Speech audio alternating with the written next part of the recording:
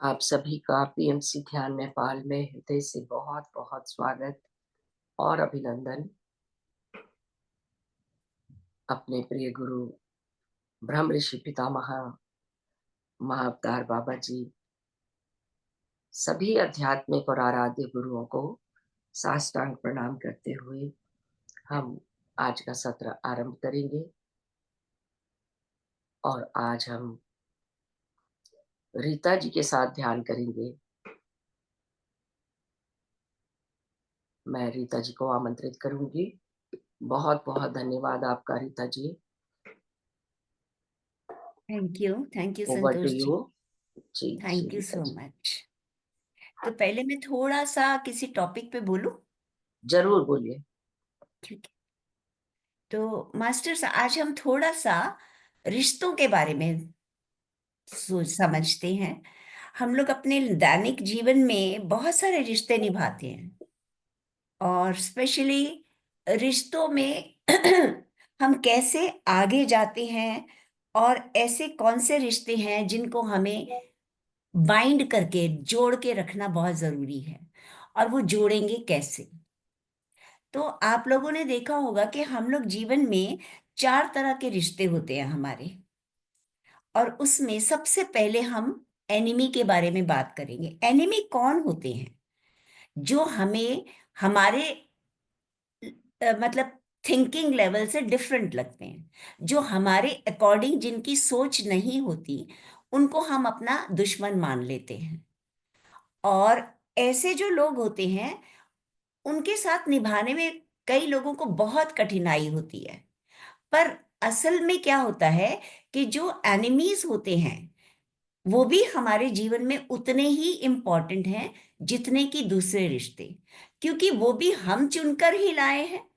उनसे भी हमने कुछ ना कुछ सबक लेने हैं, इसीलिए वो हमारे जीवन में हैं। तो इसलिए ऐसे रिश्तों को हम कैसे निभाएं? तो वो कहते हैं कि एनिमी के साथ आप हमेशा न्यूट्रल रहिए। न्यूट्रल का क्या मतलब है कि ना तो आप उनके लिए बहुत अच्छा सोचेंगे, ना तो उनके साथ आप बहुत क्लोज होंगे, और ना ही उनको अवॉइड करेंगे। तो ऐसे रिश्तों के साथ हम हमेशा न्यूट्रल, जैसे एक दीवार होती है, तो दीवार को अगर हम हिट भी करते हैं, कुछ हाथ भी मारते हैं, तो हमें ही चोट लगती है। दीवार को तो कुछ नहीं होता, और दीवार हमें रिस्पॉन्स भी नहीं देती कोई। तो बिल्कुल अपने आप को दीवार की तरह समझ के उन रिश्तों को भी आपने काटना नहीं है। उन रिश्तों के प्रति आपने कोई बुरा विचार भी नहीं लाना। सबसे इंपॉर्टेंट ये है कि दुश्मन को भी आपने एक्सेप्ट करना है। जो है जैसा है, उसको भी आपने एक्सेप्ट करना है। और अपने जीवन में उनके प्रति अपने आप को समझ लीजिए कि आप एक वॉल है। वॉल मीन्स एक, जैसे कहते हैं ना, डेड डेड पर्सन। आपको कोई फर्क नहीं पड़ता वो क्या कर रहे हैं, क्या कह रहे हैं। आपने उनके बारे में कुछ भी गलत भावना, नेगेटिव भावना नहीं आने देनी। दूसरा रिश्ता होता है हमारे ब्लड रिलेशन। ब्लड रिलेशन में जो बहुत क्लोज, एक तो जैसे अपने माता पिता, अपने बायोलॉजिकल चिल्ड्रन जो हैं वो मेन है। तो ऐसे रिश्तों में हम कहाँ गलतियां करते हैं? हम उनके साथ बहुत ज्यादा अटैच हो जाते हैं। तो उनके साथ भी हमें इस चीज का ध्यान रखना है कि ना तो हमें अत्यधिक अटैचमेंट करनी है, ना ही पूरी तरह से डिटैचमेंट करनी है। मतलब हमने उनके साथ अटैचमेंट विद डिटैचमेंट रहना है। उनके प्रति हमें अपने कर्म तो करने हैं, कर्म नहीं हम छोड़ सकते, क्योंकि भगवान कृष्ण ने भी भगवत गीता में कहा है कि कर्म तो आप छोड़ ही नहीं सकते। उसका रिजल्ट क्या होगा, उसका उसको सोचना आपका फर्ज नहीं है। आपको सोचना भी नहीं है आपको क्या मिलना है। जो अकॉर्डिंग टू प्लान है, उसके अकॉर्डिंग आपको मिलता जाएगा। आपने कुछ नहीं सोचना कि आपने ये किया और मुझे क्या फल मिला। सो जो ब्लड रिलेशंस है, उनके प्रति जो भी आपके कर्तव्य हैं, जो भी आपके धर्म हैं, उनको आपने निभाना है, पर उनके साथ जुड़ना नहीं है। तीसरा रिश्ता होता है हमारा दोस्तों के साथ। दोस्त जो है वो एक ऐसा रिश्ता है जिसमें हमें कुछ भी ना लेना ना देना। पर वो एक इतना पवित्र रिश्ता है कि जिसमें आप हर तरह की अपनी फीलिंग्स को शेयर कर सकते हैं। शायद उतना क्लोजनेस हमें अपने पार्टनर के साथ भी नहीं फील होता होगा जितना हम दोस्ती में क्लोजनेस महसूस करते हैं। आप हर तरह का सुख, हर तरह का दुख उनके साथ शेयर कर सकते हो। क्यों? क्योंकि आपको विश्वास है, जो सच्चा दोस्त है ना, वो कभी आपको धोखा नहीं देगा। वो कभी आपकी भावनाओं को मतलब उनका मजाक भी नहीं उड़ाएगा, और उसकी वजह से आपको कहीं बदनाम भी नहीं करेगा। आप कोई भी फीलिंग अपने दोस्त के साथ शेयर कर सकते हो, तो आपको वो अच्छी गाइडेंस दे सकता है, जिसमें आप पूरी तरह से उन पे निर्भर कर सकते हो कि आपने उसके। और कई बार ऐसा होता है ना, हमारा दिल बहुत भारी हो जाता है, हमें समझ नहीं आती हम किसको बताएं, और आसपास के लोगों के साथ, किसी के साथ जिनके साथ हमारे व्यूज नहीं मिलते, उनको तो हम बिल्कुल ही नहीं बता सकते। कई ऐसी चीजें भी होती हैं हमारी, बहुत इंटरनल होती हैं, इतनी अंदर की भावना होती है कि उसको हम अपने पार्टनर के साथ भी नहीं डिस्कस कर सकते, क्योंकि वहां पे भी मिसअंडरस्टैंडिंग हो सकती है। मगर दोस्त एक ऐसा रिश्ता है जिसके साथ आप किसी भी तरह की भावना को एक्सप्रेस कर सकते हो, आप एक सच्ची सलाह पा सकते हो। और चौथा हमारा रिश्ता होता है एक आध्यात्मिक गुरु के साथ, जो बहुत ही पवित्र रिश्ता होता है। वो एक ऐसा रिश्ता होता है कि जहां आप सिर्फ अध्यात्म की बात ही कर सकते हैं, करनी नहीं चाहिए और कोई बात सिवाय अध्यात्म के, जहां आपको सच्चा ज्ञान मिल सकता है, जहां आपको आध्यात्मिक विकास का सही मार्गदर्शन हो सकता है। वो होता है हमारा स्पिरिचुअल मास्टर। और उनके वहां पे हम जितना भी समय बिता सकते हैं, जितना भी समय आप दे सकते हैं, आप में उसके लिए कोई आपको ये नहीं कहेगा आपने ज्यादा समय क्यों लगाया, क्योंकि वहां से जो भी आप लेके आओगे वो हमेशा आपके ज्ञान की वृद्धि में ही मदद करेगा। तो ये हमारे 4 रिश्ते होते हैं। अब इन रिश्तों में से हम रिश्तों को कैसे बाइंड करके रखें, क्योंकि कई कई रिश्ते ऐसे होते हैं मास्टर्स, जिनको संभालना बहुत मुश्किल होता है। कई बार ऐसे भी रिश्ते, मतलब इतने मुश्किल होता है उनको एक परिवार में या एक मतलब ब्लड रिलेशन में। ज्यादा रिश्ते वही होते हैं जो या तो परिवार का होता है, बच्चों के साथ, हस्बैंड के साथ, या बहुत क्लोज पेरेंट्स के साथ। कहीं पे ऐसी मिसअंडरस्टैंडिंग्स हो जाती है जिसमें उनको संभालना बड़ा मुश्किल हो जाता है। तो मैं आज सिर्फ वो 5 तरीके बताऊंगी कि ऐसे रिश्तों को हम कैसे संभालें। तो क्योंकि हमें पता है कि ये जो रिश्ते होते हैं वो एक्चुअली किस 2 चीजों पे डिपेंडेंट होते हैं। एक होती है फियर, एक होता है इनसिक्योरिटी। फियर किस चीज का? कि मुझे ये छोड़ ना दे। नॉर्मली हम बच्चों के साथ ऐसा ही सोचते हैं, हाय ये मुझे छोड़ के ना चले जाएं, हाय ये मुझे पूछेंगे कि नहीं पूछेंगे, मैं कहीं अकेले तो नहीं रह जाऊंगी या रह जाऊंगा, कोई मेरे को सपोर्ट भी करेगा कि नहीं, मेरी बीमारी के टाइम पे मुझे कोई पूछेगा भी कि नहीं। ये है फियर। और इस या इनसिक्योरिटी भी आप कह सकते हो, धन के लिए या जगह के लिए, कि मेरे नाम पे तो घर भी नहीं है, अगर ये लोग मुझे नहीं रखेंगे तो मैं कहाँ जाऊं। तो इस तरह की इनसिक्योरिटी हमें होती है। लेकिन इनको भी मेंटेन करने के 5 तरीके हैं। और वो क्या है? वो है यूनिवर्सल लव। सबसे पहले तो यूनिवर्सल लव। हम सब जान चुके हैं कि हम आत्मा है, हम एनर्जी के रूप में हैं, और एनर्जी जो है वो सब अ, एक, आप कह सकते हो, अदृश्य धागों से बंधी हुई है। हम कोई भी किसी से अलग नहीं है। जब हम एनर्जी हैं और हम जुड़े हुए हैं, हम ये भी जानते हैं कि आत्मा भी एक ही है जो सभी बीइंग्स में पाई जाती है।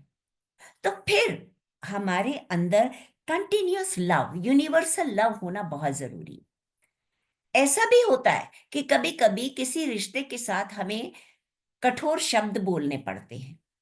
कभी कभी किसी रिश्ते में हमें मतलब अपने कहते हैं ना कि इमोशंस दिखाने पड़ते हैं। लेकिन इसका मतलब ये नहीं कि हम अंदर से उनके साथ प्यार ना करें। हो सकता है किसी सिचुएशन में आके आप उनके प्रति कुछ अलग भाव दिखाओ, उसमें कोई बुराई नहीं है, लेकिन इंटरनली कभी भी उनके साथ वैर विरोध या जेलसी नहीं रखनी है। ये सबसे इम्पोर्टेंट है कि हमें अंदर से उनके प्रति कोई कठोर भावना नहीं आनी चाहिए, ये सोचते हुए कि हम सब चेतना का रूप है और चेतना सबकी सेम है, एक ही है। तो फिर किस चीज का अलगाव, किस चीज का? तो पहली चीज तो ये है। दूसरी चीज है मास्टर्स, पेशेंस। हमारे अंदर पेशेंस का भी कभी कभी टेस्ट होता है। हम जब आते हैं, लेसन सीखने के लिए ही आते हैं, तो कई बार पेशेंस का भी टेस्ट होता है। तो कई बार क्या होता है कि हम बाहर से कोई बिहेव गलत कर सकते हैं, लेकिन इंटरनली हमारे अंदर पेशेंस होनी बहुत जरूरी है। क्योंकि पेशेंस रखने से, कई बार साइलेंट रहने से भी उस टेस्ट में हम पास हो जाते हैं। तो जो हमारे सामने वाला रिश्ता है, वो इस बात को समझना शुरू कर देता है कि इसके ऊपर तो किसी चीज का प्रभाव होता ही नहीं है, तो उसमें सुधार आना शुरू हो जाता है। तो जो पहले मैंने कहा कंटिन्यूअस लव, अगर हम हमेशा प्रेम ही रखते हैं, ऊपर से कुछ, कई बार हमें गलत शब्द बोलने पड़ सकते हैं, लेकिन हमारी भावना उसके प्रति गलत नहीं हो। और दूसरा है पेशेंस। अगर हम पेशेंस लगातार रखते हैं, तो कई बार दूसरे व्यक्ति को, जो हमारे विरोध में हमेशा रहता है, उसमें चेंजेस आने शुरू हो जाते हैं। लेकिन कई बार ये दोनों चीजें भी काम नहीं आती, तो फिर हम क्या करें? तो तीसरी एक तरीका है कि हम उनके प्रति, उनके साथ बात करें। कई बार क्या होता है, हम बात ही नहीं करते, हम अवॉइड करने लग जाते हैं ऐसे इंसान को कि भाई इसके साथ तो कुछ भी कर लो, इसको कोई फर्क ही नहीं पड़ता। लेकिन ऐसी सिचुएशन नहीं आनी चाहिए, हमें उसके साथ बात करनी चाहिए, हमें अपना व्यू पॉइंट रखना चाहिए। पर उसको रखने के लिए भी हमें बहुत ही सहज भाव और एक सुंदर एनवायरनमेंट रखना चाहिए, जिसमें हम ये कन्वे कर सके कि देखो, जरूरत हम दोनों को है एक दूसरे की। तो इसलिए बेटर है कि हम एक ऐसा हार्मोनियस रिलेशन, एक ऐसा सुंदर रिश्ता बनाए रखें, जिससे कि हम, हमारा रिश्ता टूटे ना। अब वो कई तरीके हैं उसके लिए। एक है साम। आप सबने सुना होगा, साम दाम भेद दंड, ये आप सबने सुने होंगे, चार तरीके। साम क्या होता है कि बहुत प्रेम से हम एक दूसरे को समझाते हैं। दाम क्या होता है कि कई बार क्या होता है कि हम अपनी तरफ से कोशिश तो करते हैं, लेकिन हम सामने वाले की सिचुएशन को, उसके बिहेवियर को समझने की कोशिश नहीं करते कि उसके अंदर एक्चुअली क्या कमी है, वो चाहता क्या है। अगर हम उस रूट तक जाएं कि वो चाहता क्या है, और उसकी उस कमी को पूरा करने की कोशिश करें। जैसे मैं एक जस्ट एग्जाम्पल देती हूँ। कई बार कई लोग ऐसा चाहते हैं, उनको, उनके अंदर एक ईगो होती है कि मेरे को सब पूछें, मेरी सलाह से काम करें। वो किसी के लिए कुछ नहीं कर रहे, लेकिन वो चाहते कि मुझे इंपॉर्टेंस मिले। तो वो इंपॉर्टेंस देने से भी कोई नुकसान नहीं होता, अगर हमारा रिश्ता कायम हो जाता है तो। चाहे आप अपने मन की करो, लेकिन अगर उनको थोड़ी सी इंपॉर्टेंस दे दो, मतलब आपने उसके व्यवहार के रूट तक जाना है कि वो चाहता क्या है, और उसकी उस इच्छा को पूरी करने की कोशिश कर सकते हैं। हाँ, वो इच्छा जो है, वो हमारी कैपेसिटी के अंदर होनी चाहिए। अगर कोई ये ही सोचे कि मुझे ही बैठे बिठाए सब कुछ मिलता रहे और मैं कुछ भी ना करूं, तो वो एक लेवल होता है, एक सीमा होती है। अगर जितनी आपकी कैपेसिटी है, और अगर आप समझते हैं कि उस रिश्ते को बनाने के लिए उतना आप दे सकते हैं, तो वो आपको दे देना चाहिए। और फिर होता है भेद। अगर साम भी काम नहीं आ रहा, दंड भी काम नहीं आ रहा, सॉरी दाम भी काम नहीं आ रहा, तो फिर आपको भेद भी करना पड़ता है। और वो भेद क्या होता है कि अगर कुछ भी काम नहीं कर रहा तो उस इंसान को थोड़ी सी सजा भी देनी चाहिए। वो सजा क्या है, आप लोगों ने आम तौर पे घरों में देखा होगा, कई बार बच्चे बहुत जिद पर आ जाते हैं, तो वो समझते ही नहीं है, उनको कुछ भी समझा लो। तो ऐसे बच्चों को माँ क्या कहती है कि ठीक है, अब तुम मेरे से बात नहीं करोगे, जब तक तुम इस चीज को समझोगे नहीं, मैं आपकी किसी भी बात का जवाब नहीं दूंगी। तो वो बच्चा ज्यादा देर तक माँ से दूर नहीं रह सकता, वो धीरे धीरे इस बात को समझना शुरू हो जाता है। कई बार हमें वो जो दंड है, भेद है, उसके लिए कई बार हमें कुछ दिनों के लिए, कुछ समय के लिए अलगाव भी करना पड़ता है, कि हम उस इंसान से थोड़ा दूर रहने की कोशिश करते हैं ताकि वो हमें समझ पाए।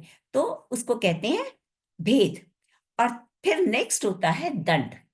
दंड में क्या होता है कि अगर साम भी काम नहीं आ रहा, दाम भी काम नहीं आ रहा, भेद भी काम नहीं आ रहा, तो दंड का मतलब है कि आपको उसको पनिश भी करना पड़ सकता है। पनिश करने का मतलब है कि उससे बात करना छोड़ दो, उसको उससे दूर रहो, अवॉइड करो, या कई बार आपको किसी को हार्श वर्ड्स भी, गुस्से से के शब्द भी कहने पड़ सकते हैं, और कई बार स्लैप भी करना पड़ सकता है।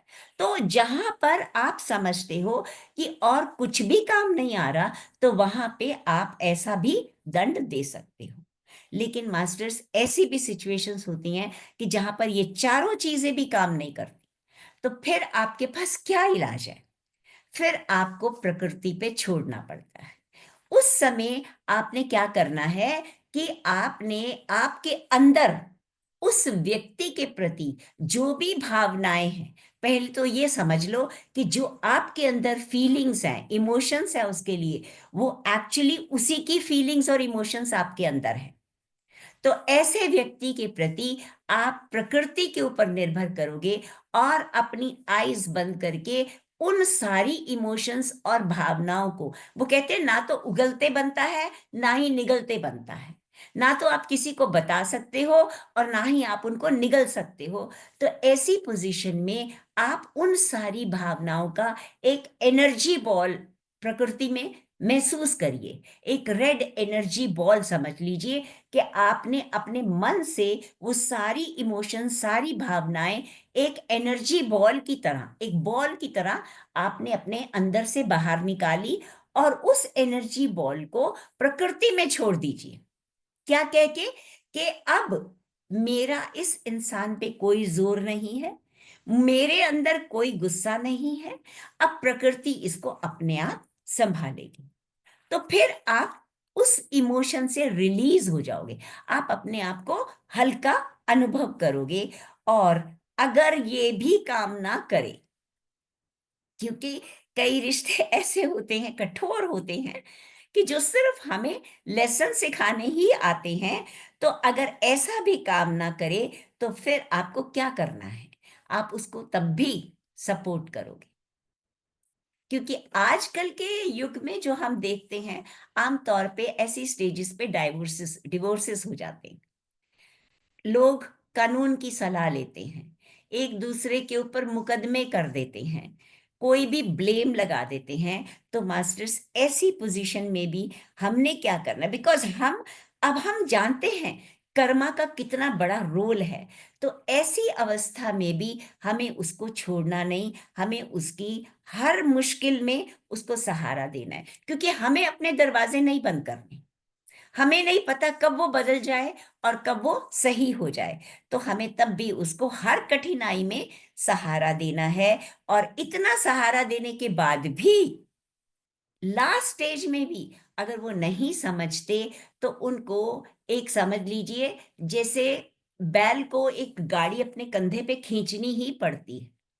वो जब तक जिंदा है, जब तक वो काम कर सकता है, वो अपनी गाड़ी अपने कंधों पे खींचता ही रहता है। तो आपको भी उस रिश्ते को कैरी करना ही है, उसको आप छोड़ नहीं सकते। अब कोई पूछे कि क्यों नहीं छोड़ सकते, हमने क्या उसका ठेका ले लिया है, हमने क्या उसकी जिंदगी का कोई कर्ज देना है? तो यस मास्टर्स, क्योंकि हम जानते हैं, हम आध्यात्मिकता में समझ चुके हैं कि हम यहाँ पर एक सबक सीखने आए हैं, हम चेतना का रूप है और हम वास्तव में भगवान हैं। लेकिन हमारे अंदर जो भगवान के गुण हैं, वो सुप्त अवस्था में पड़े हुए हैं, जिन्हें हमने जागृत करके उस भगवान की पदवी तक पहुंचना है। तो हम भगवान तभी बन सकते हैं जब हम उस रिश्ते को भी पूरी तरह से निभाएंगे, यानी हम उसको कैरी करेंगे। वो जैसा भी है वो हमें एक्सेप्ट करना ही पड़ेगा। तो ये मैं आज थोड़ा सा रिश्तों के बारे में बताना चाहती थी। अब हम इसके बाद मेडिटेशन करेंगे। अगर आपका कोई क्वेश्चन होगा तो आप बाद में पूछ लेंगे।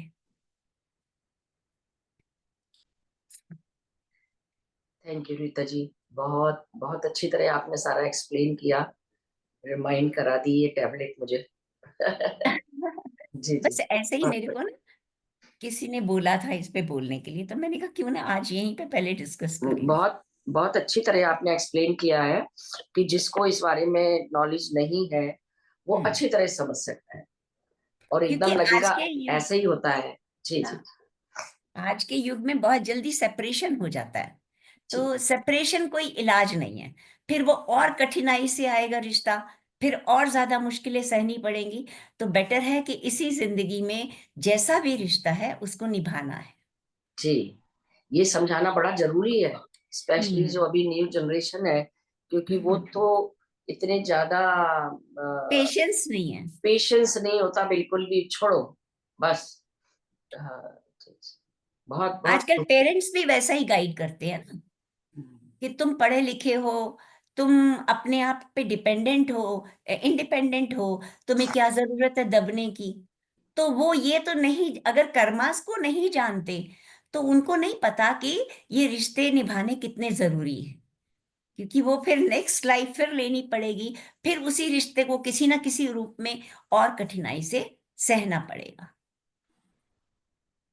जी जी। चलिए मास्टर्स, मेडिटेशन के लिए तैयार होते हैं। सब लोग एक सुखासन ले लीजिए। कोई म्यूजिक चाहिए? नहीं, अगर जरूरत होगी तो ठीक है, बीच बीच में अगर कहीं ठीक है, ठीक। तो थोड़ा बिल्कुल शांत।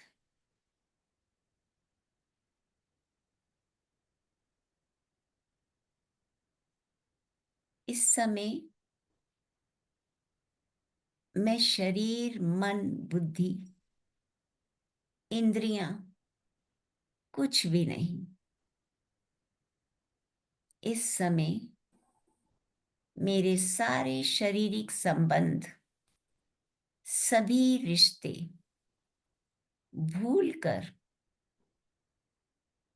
मैं पूरी तरह से सांसों के प्रति समर्पित होकर अपने ही भीतर की यात्रा करने जा रही हूं या जा रहा हूं।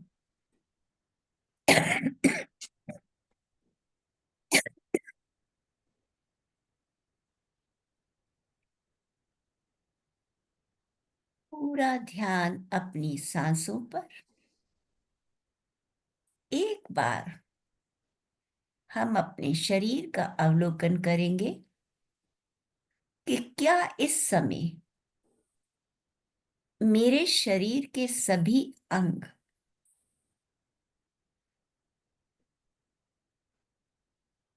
इस आत्म यात्रा, इस स्व यात्रा के लिए मेरा साथ देने को तैयार हैं। क्या शरीर के सभी अंग पूरी तरह से रिलैक्स्ड हैं? तो मास्टर्स, अपनी मनोदृष्टि से हम नीचे से ऊपर की यात्रा करेंगे। पूरा ध्यान जिस जिस अंग पर डालेंगे उस अंग के प्रति ग्रैटिट्यूड और लव देते जाएंगे और उसे और शांत होने के लिए कहते जाएंगे। सबसे पहले हम अपना ध्यान अपने पाँव की उंगलियों पर, पाँव की तलियों पर, पाँव की एड़ियों पर लाएं। धन्यवाद इन पाँव का, जिसकी मदद से हम एक से दूसरी जगह गति कर पाते हैं। अपने दैनिक व्यवहारिक जीवन में आगे बढ़ने के लिए, कहीं पे भी गुरु के पास जाने के लिए, अपना रिश्ता निभाने के लिए, अपना धर्म निभाने के लिए कार्य कर सकते हैं। पूरा ध्यान अपने लेग्स पर, काफ मसल्स पर,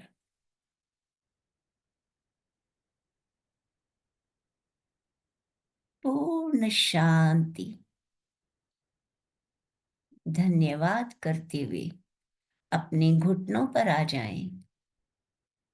ये घुटने जिसमें कई सदियों के कर्मों का हिसाब, भावनाओं का हिसाब भरा हुआ है, जिनकी मदद से हम शरीर के वजन को संभालते हैं। धन्यवाद करें इनका।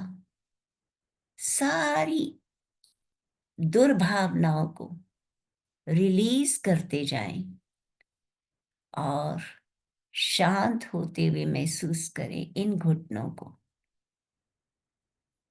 ध्यान थाई मसल्स पर, हिप मसल्स पर, जिनके सहारे से हम अपने शरीर को बैठने और उठने के काबिल बनाते हैं, आगे बढ़ने के काबिल बनाते हैं। ग्रैटिट्यूड दें इनको और शांत होते हुए महसूस करें। एब्डोमेन मसल्स,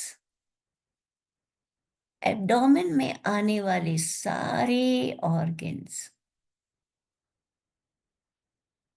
कितनी निश्चिंतता से, बिना किसी आज्ञा की इंतजार किए 24/7 कार्यरत रहते हैं। जब तक हम इन पे कोई अननेसेसरी लोड नहीं डालते, सब अपने कार्य में व्यस्त रहते हैं, बिल्कुल वैसे ही जैसे ब्रह्मांड में सारे प्लैनेट्स अपने चक्रास पे घूमने के लिए हर रोज इंतजार नहीं करते कि हमें कोई ऑर्डर दे तो हम शुरू करें अपने चक्कर काटने। उसी तरह से हमारा ये हृदय, हमारी किडनीज, हमारा डाइजेस्टिव सिस्टम अपने आप कार्यरत रहते। शुक्रगुजार होना है हमें इनके लिए, जो हमारे अंग हमें आध्यात्मिक यात्रा, हमारी भौतिक यात्रा में मदद कर रहे हैं, सामाजिक यात्रा में मदद कर रहे हैं। धन्यवाद इस स्पाइन का, इस रीढ़ की हड्डी का, जिसने हमारे शरीर का पूरा वजन संभाला हुआ है, बैलेंस किया हुआ है, जो हमारी आध्यात्मिक यात्रा में अत्यधिक महत्वपूर्ण है, जिसमें हमारे ऊर्जा के चक्र, हमारे सातों चक्र में से 6 चक्र इसी स्पाइन के आर पार है। कॉस्मिक एनर्जी जो हम ध्यान से लेते हैं, जो हम निद्रा से लेते हैं, जो हम भोजन से लेते हैं, वो सब एनर्जी के चक्रास इसी स्पाइन के साथ जुड़े हुए हैं। धन्यवाद इस स्पाइन का। हमारे कंधे, हमारे हाथ कितने सुंदर तरीके से, हमारे हाथ, हमारी बाजू हमें काम करने में मदद करते हैं। धन्यवाद, धन्यवाद। हमारे कंधे जो कई तरह के बोझ को संभालते हैं। गर्दन जो हमें, हमारे विशुद्धि चक्र को संभाले हुए है, जिसके अंदर से जाने वाली रीढ़ की हड्डी का ऊपरी भाग हमारे स्कल को संभाले हुए है। धन्यवाद। हमें ध्यान रखना है कि हमारी गर्दन में कभी ऐंठन ना आए, किसी भी तरह के अहंकार का प्रभाव ना आए। हमेशा इसको लचीला बनाए रखें। हमारा फेस, हमारा स्कल, पूरे फेस को, एक एक पार्ट को रिलैक्स्ड महसूस करिए। हमारे जॉज में स्पेस रहे ताकि हमारे दांत एक दूसरे से दूर रहें। दांतों का जुड़ना या तो भोजन चबाने के लिए होता है या फिर कहीं गुस्सा दिखाने के लिए।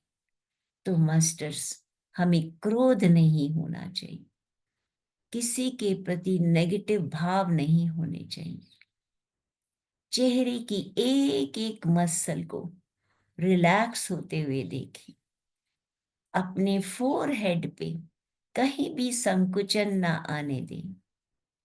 आंखों की पुतलियां बिल्कुल रिलैक्स्ड हो, पलकें बंद हो मगर ढीली हो। ब्रेन का राइट और लेफ्ट पार्ट पूरी तरह से संतुलन में हो। नीचे से ऊपर तक हमारे शरीर का एक एक अंग पूरी तरह से रिलैक्स्ड, हर तरह से शांत। और हमारी मदद के लिए, इस ध्यान यात्रा के लिए, सहयोग देने के लिए तैयार है। हमारा एक निश्चित संकल्प कि हमें इस आध्यात्मिक यात्रा में आगे बढ़ते जाना है। इस यात्रा में हमें सहयात्री नहीं चाहिए, सिर्फ और सिर्फ अपनी सांसों के साथ जुड़ना है, सांसों की माला बनानी है। इस यात्रा को आरंभ करने से पहले हम पूर्ण श्रद्धा और सम्मान से महाअवतार बाबा जी की चेतना को और ब्रह्म ऋषि पत्री जी की चेतना को आवाहन करेंगे और प्रार्थना करेंगे कि वो हमें अपनी शरणागति में रखते हुए इस ध्यान यात्रा में हमारा मार्गदर्शन करें, हमें अपनी चेतना से जोड़ कर रखें।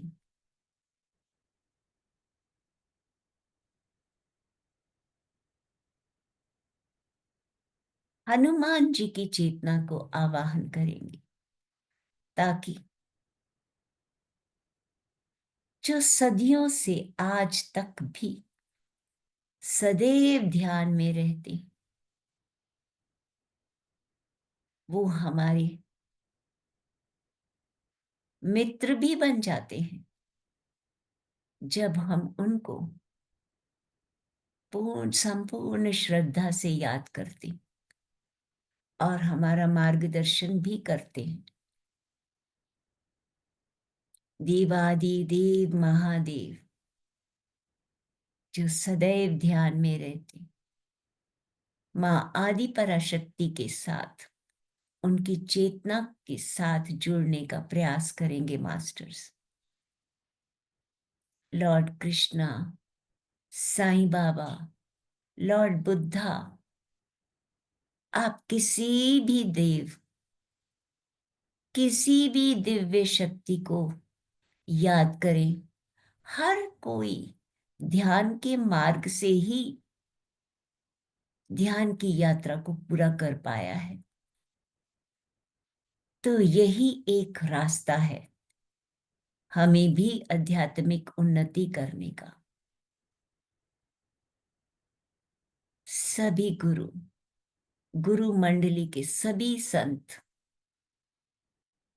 एस्ट्रल वर्ल्ड के सभी दिव्य मास्टर्स को आवाहन करेंगे कि वो सब आएं और इस ध्यान यात्रा में हमारा साथ दें। हमें अपनी ऊर्जा से अनुग्रहित करें और हमारा मार्गदर्शन करें। महसूस करें कि हम अपने चारों ओर इनकी ऊर्जा से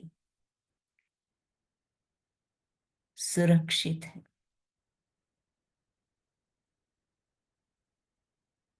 एस्ट्रल वर्ल्ड का एक विशाल पिरामिड हम सब के ऊपर स्थापित हो चुका है।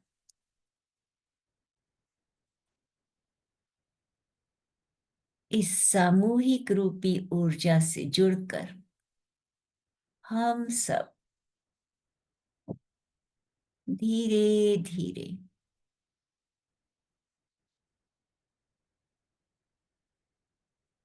अपनी सांसों से जुड़ते जाएं।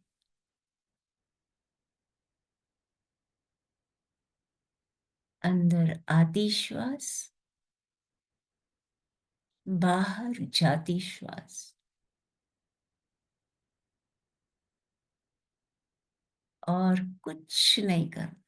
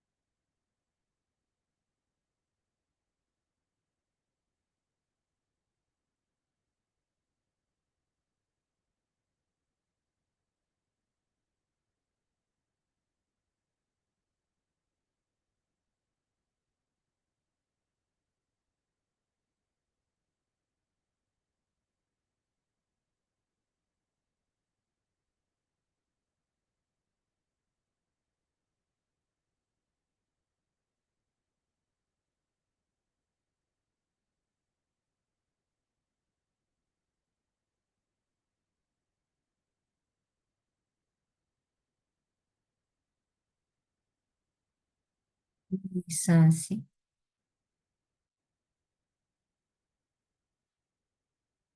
पूर्ण निस्वार्थ भाव से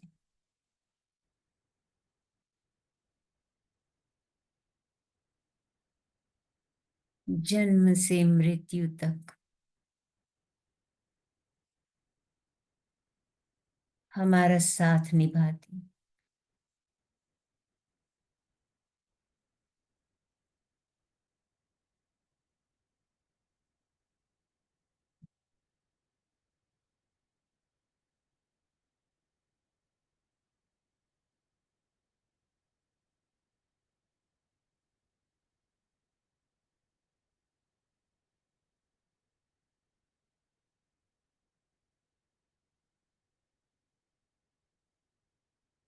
आप इनको ग्रेटिट्यूड दो या ना दो,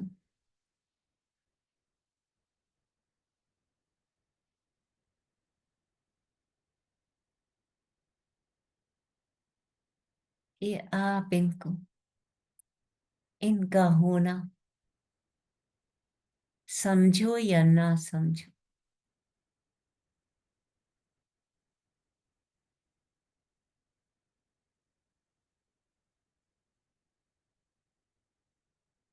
आप रोगी हैं या स्वस्थ हैं,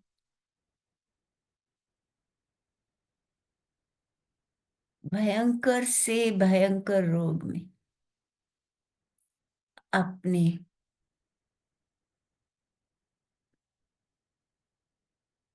जिनको हम बिल्कुल अपना मानते वो भी आपको छोड़ देते हैं। किसी को सड़कों पर छोड़ जाते हैं, किसी को मेंटल हॉस्पिटल में, किसी को अनाथ आश्रम और किसी को वृद्धाश्रम। सांसें नहीं कहती कि अब तुम्हारे पास पैसा नहीं इसलिए मैं साथ नहीं दूंगी, अब तुम्हारी उम्र बढ़ गई है, अब तुम भूल जाते हो, मैं तुम्हारा साथ नहीं दूंगी।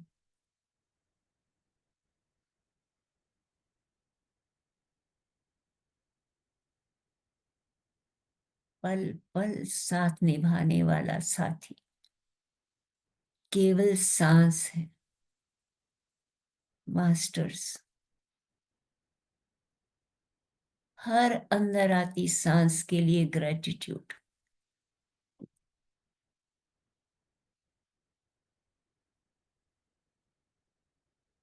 वो केवल सांस नहीं,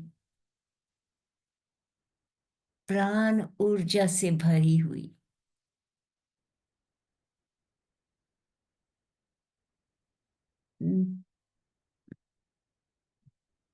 नित्य नई शक्ति से भरी।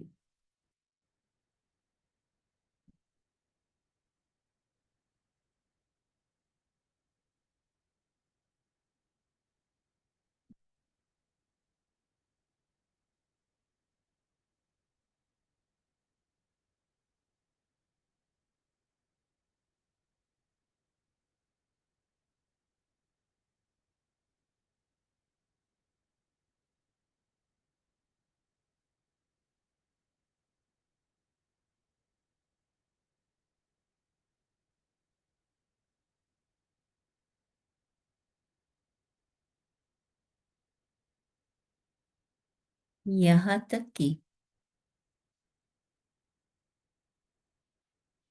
बाहर जाती हुई सांस हमें अपनी सेवा प्रदान करके जाती है।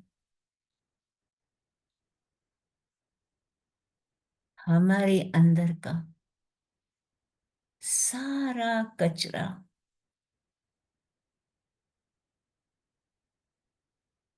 सारी नेगेटिव भावनाएं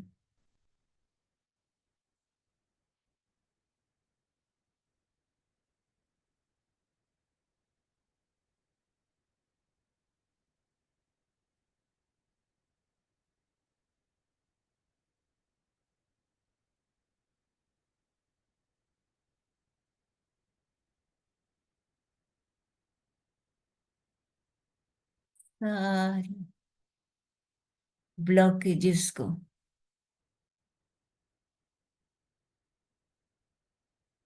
बाहर ले जाती है, एक रिक्त स्थान क्रिएट करती है, ताकि आने वाली सांसों के साथ आने वाली ऊर्जा उस रिक्त स्थान जगह भर ले।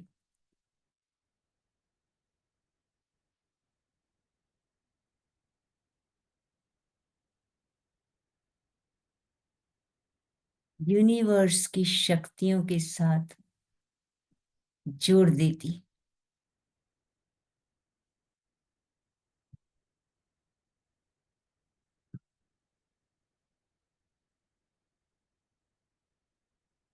हमारी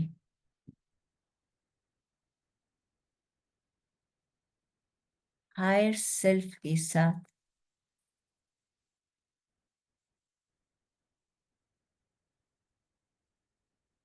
मिलने के पथ को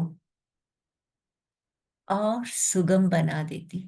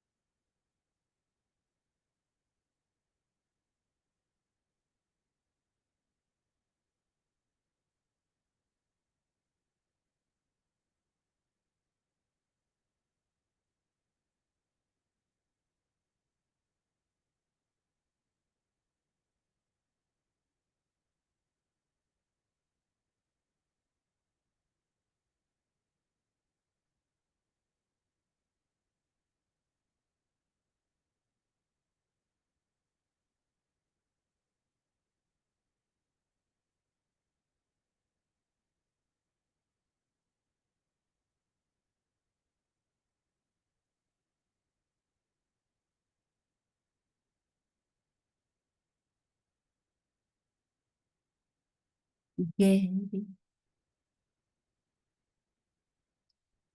और गहरे उतरते जाए।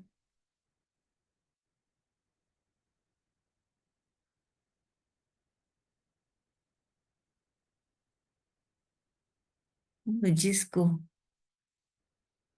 आज तक हम मंदिर, गुरुद्वारे और मस्जिद में ढूंढ रहे,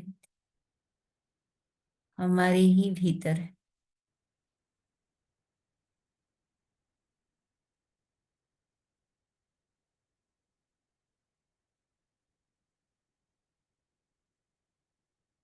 उस प्रकाश रूपी,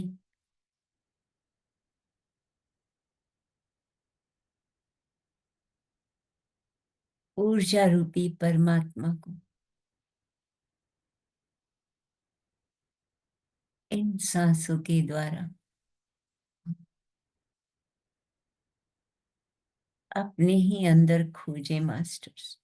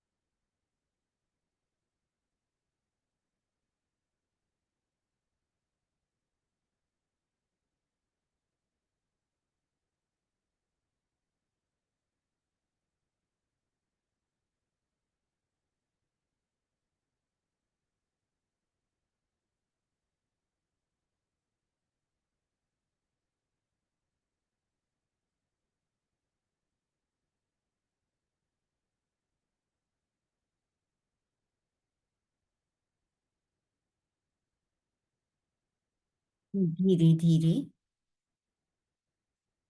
ध्यान से बाहर आने का प्रयास करेंगे।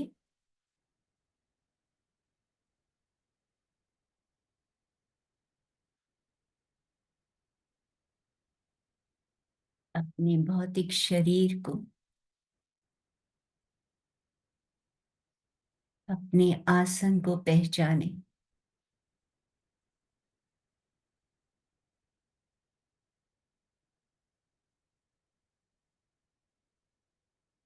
सामूहिक ध्यान की इस ऊर्जा को अपने अंदर समेटते हुए उन सभी दिव्य शक्तियों के प्रति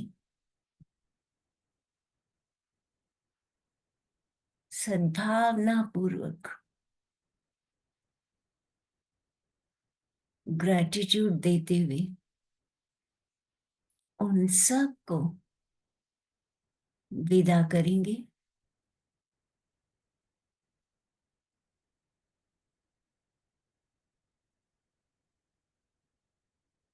अनुभव करें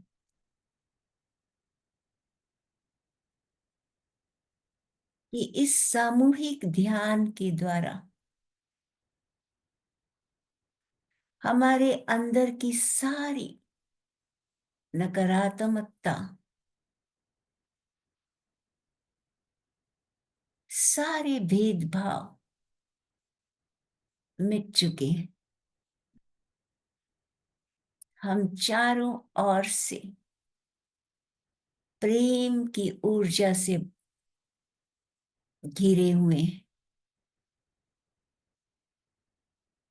हम सब प्रेम का स्वरूप है। सबके प्रति प्रेम ही एक हमारे अंदर भावना है।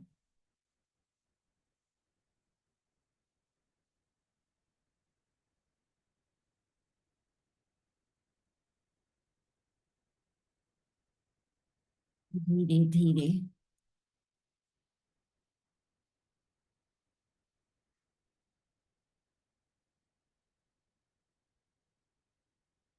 अपने हाथों की उंगलियों को अलग करेंगे। दोनों हाथों को रब करते हुए अपनी आंखों को ढक लीजिए। इन्हीं हथेलियों के अंदर 5 की काउंटिंग में हम आंखें खोलने का प्रयास करेंगे। 5, 4, 3, 2, 1, 0। और हथेलियों में आंखों से निकलने वाली ऊर्जा को समेटते हुए प्रेम से मुस्कुराते हुए बाहर आ जाए और अपने हाथों को अपने शरीर पर अच्छे से रब कर लें। थैंक यू मास्टर्स, मेरे साथ जुड़ने के लिए। थैंक यू संतोष जी, मुझे ये अपॉर्चुनिटी देने के लिए। Thank you so much. Thank you Rita ji. इतना गहरा ध्यान था कि ऐसा लगा जबरदस्ती हो रही है आंख खोलने की। बहुत दूर निकल गई थी मैं तो। थैंक यू आप सो मच। आपकी आवाज में जादू है जी। नहीं नहीं, थैंक आपकी यू। अपनी सुंदर यात्रा है, थैंक यू आपकी सो अपनी मच। ऊर्जा है। Thank you so much Rita ji, सुंदर थैंक ज्ञान देने के लिए, इतना खूबसूरत मेडिटेशन कराने के लिए। जी जी। थैंक यू रीता जी, वास्तव में आज बहुत अच्छा यू ध्यान थैंक लगा। यू। थैंक बड़ा यू रीता जी, ओजस्वी बहुत सुंदर। ओजस्वी वर्ड्स थे आपके, बहुत अच्छी लगी। थैंक और थैंक नाते रिश्तों का तो बहुत अच्छा बहुत बताया, सुंदर। हाँ, लगे है ना, बहुत बहुत सुंदर था। और रिलेशन। बिल्कुल वास्तविक है वो रिलेशन वाला। जी जी। वो चीज हम अपन लोग कभी भूल जाते हैं, पता हमें सब कुछ है, लेकिन भूल जाते हैं बस। जी रिपीट हो रीता गया। जी, बड़ी खुशी होती है।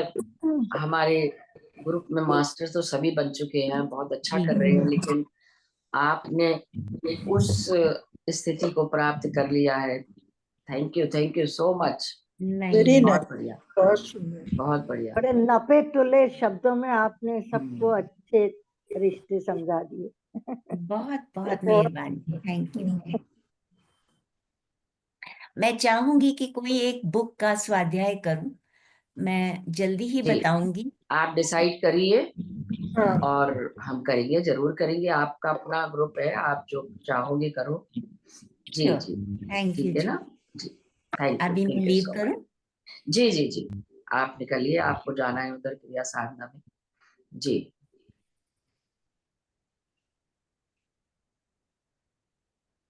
जी, आशावादन कोई और मैम। अपनी शेयरिंग करना चाहते हैं तो प्लीज करें, कोई भी बात करना चाहते हैं। आशावादन मैम। आत्मबंधन जी, रीता जी। मैंने रीता मैम को लिए एक क्वेश्चन पूछना था, वो तो लीव हो गए। हाँ, वो ये उन्होंने क्रिया योग में जाना होता है। दीदी ये बता देंगी। बच्चों के लिए, ये रिलेशन के लिए तो मैंने भी समझ लिया। हाँ बच्चों के लिए साम दाम दंड भेद वो सब करिए भी। बड़ों के लिए क्या करना चाहिए मैम? वो बार बार वो गलती दोहरी रहती है। अ, वो गलत है, वो बात वो भी नहीं समझते हैं। इसके लिए जी, आप थोड़ा लेट ज्वाइन हुए थे रीता जी। हाँ, 5 मिनट लेट हुआ था मैम। हाँ, तो उन्होंने